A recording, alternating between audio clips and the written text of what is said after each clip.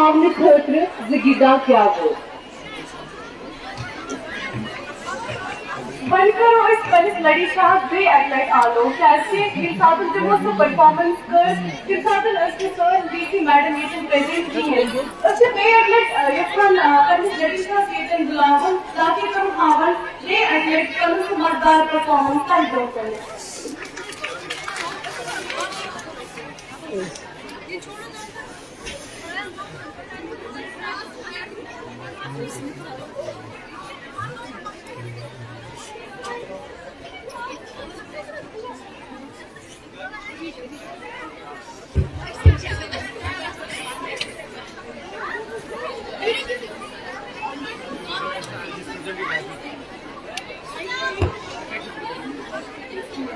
जब तक ये लड़ी शो आते हैं sorry I am one copy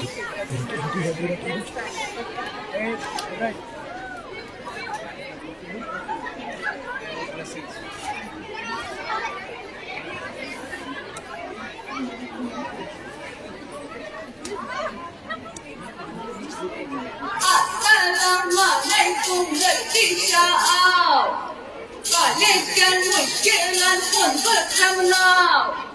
Mui mẹ chăm yêu vô văn tạc vách phía cháu Mẹ đang đi dùm quanh mình dạo đi cả nào Sar barang sung hal chây ra var jan Ya hal chây yin miên sai kai lê dịch chan Ba này hal azı bích alam kolan Kes haz alma kızdan mẹ haz basan Poster se miskar yuki god mik doh av Krihin doktor aysik zan aysik mkav Mermi yil kadam khom sori badlav Az basan se student vanı i av Koyan yetkan mantal bas haz ayspun Yetkan karakter badnam gat hasun Mermi yil kadam yor kayle jasun Began toy chandan maz az asapun Yakbihit akıl kalcan insan Industry create karna start kartan So guys sun mehnat perform कर रहा है और हम किसी भी race में नहीं है हमारा कोई नाम नहीं ले रहा या हमें कोई रिकॉग्नाइज नहीं कर रहा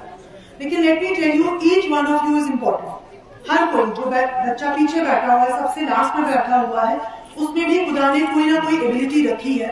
कुछ कैलिबर रखा है जिसको अगर वो चाहे और अगर थोड़ा सा भी फोकस करे अटेंशन पे करे तो अपनी उस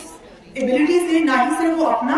अपने घर वालों का अपने खानदान का अपनी सोसाइटी का अपने नेशन का नाम ऊंचा कर सकता है एंड आई एम होपफुल कि गवर्नमेंट डिग्री कॉलेज बारामूला से जो भी बच्चे निकलेंगे वो इंशाल्लाह हमारा बारामूला का नाम जरूर रोशन करेंगे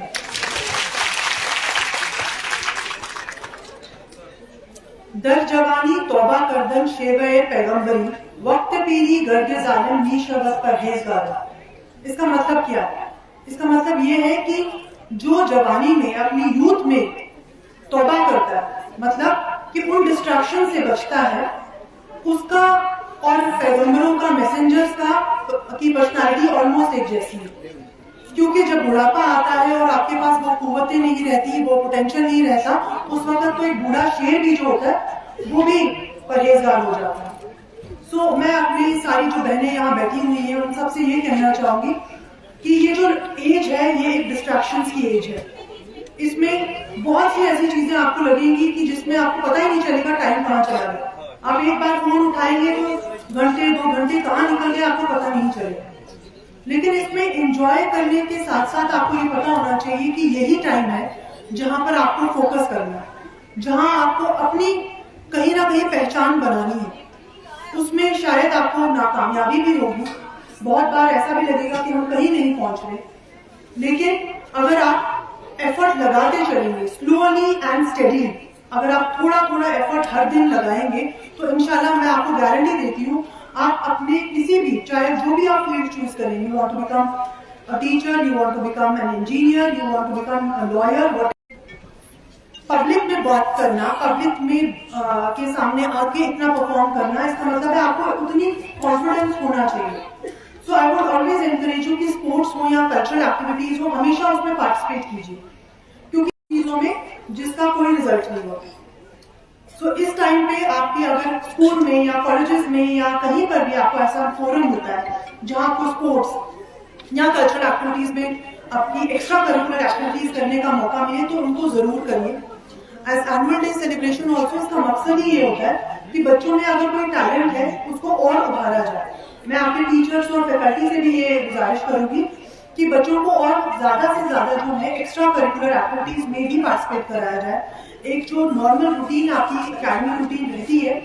उसको तो अच्छा करना ही चाहिए, लेकिन उसके साथ साथ बच्चों में ये टैलेंट जरूर होना चाहिए क्योंकि आज कंपटीशन का जमाना है एंड आज आपको जो स्किल्स हैं, जो स्किल सेट्स हैं वो हर टाइम पे चेंज हो रहे हैं। उसमें आपको पता होना चाहिए कि हमें अपने आप को अपग्रेड कैसे करना है, how we have to become more and more equipped for the market. क्योंकि आप अगर कुछ करना चाहते हैं you have to come from the public life और उसके लिए आपको अपने स्किल्स को अपग्रेड करना है, अपने पोटेंशियल को इंक्रीज करना है और लर्नेबल रहना है। डोंट थिंक कि अब मैंने पढ़ लिया, अब मेरे को कॉलेज कर लिया, ठीक है, ग्रेजुएशन कर ली, पोस्ट ग्रेजुएशन कर ली, now I am unlearnable, I will not learn anything new. At each stage of life आपको किसी भी इंसान से कुछ सीखना पड़े तो वो जरूर सीखना चाहिए। कोई भी काम या कोई भी इंसान छोटा नहीं होता। एंड आई अर्ज ऑल माई यंग जो हमारी बेटियां बहनें यहाँ बैठी हुई हैं कि आपको जब तक आप अपने आप को स्किलफुल नहीं बनाएंगे तब तक आप में वो कॉन्फिडेंस नहीं आएगा। अगर आपको बोलना नहीं आता पब्लिक तो please learn how to speak in public. It's not important कि आप परफेक्ट हैं, परफेक्शन तब आएगी वो तो बहुत आगे के स्टेजेस में आती है, लेकिन आपका ट्राई करना और आपकी एफर्ट लगाना इम्पोर्टेंट है। मेंटर्स का रोल इसमें बहुत इंपॉर्टेंट है, हमारे टीचर्स का, हमारे प्रिंसिपल्स का रोल इंपॉर्टेंट है कि उन बच्चों को आइडेंटिफाई करें जो बच्चे पीछे बैठे रहते हैं और ये समझते हैं कि हम शायद कुछ नहीं कर सकते। उनमें कॉन्फिडेंस देना हमारी ज्यादा रिस्पॉन्सिबिलिटी। जो आगे आ रहा है उसको तो आगे लेना है, लेकिन जो नहीं आ पा रहा, जिसमें शायद किसी फैमिली बैकग्राउंड की वजह से, किसी कल्चरल बैरियर की वजह से वो आगे नहीं आ पा रहा। एंड इसी के साथ मैं बात करना चाहूंगी वायलेंस अगेंस्ट वुमेन की। अगर हमारे सामने या हमारे साथ कुछ भी गलत हो रहा है उसके बारे में बोलना जरूरी है। आजकल हर इंस्टीट्यूशन में हमने कमिटीज बनाई हुई है जिसमें ये मैंडेट है कमेटी का कि बच्चों से बात करें। कोई भी अगर फीमेल किसी इंस्टीट्यूशन में है तो उनसे बात करें कि उनको कोई परेशानी दिक्कत हो नहीं, और उसको सरफेस पे लाना, उसके बारे में बात करना, उसमें कोई शर्म नहीं होनी चाहिए। You must feel confident to go in public spaces. जब तक आप कॉन्फिडेंट नहीं फील करेंगे बाहर आने में, बात करने में, तब तक आप जिंदगी में कुछ नहीं कर सकते। आज आपका सीरियस, मुझे पता है कि आप लोग कोई भी सीरियस वाले मूड में नहीं है, सारे एंजॉय करना चाहते हैं, तो मैं ज्यादा वक्त नहीं आपका लूंगी। आप सबको बस मैं ये कहना चाहती हूँ, आप you are full of talent. I am so impressed, thoroughly impressed by the kind of performances जो आपने यहाँ दिए हैं, और बहुत ही कॉन्फिडेंस है आपके अंदर। And I am sure you can do wonders, not just in Baramulla, not just in JNK, but I think the entire world is waiting for you. Thank you.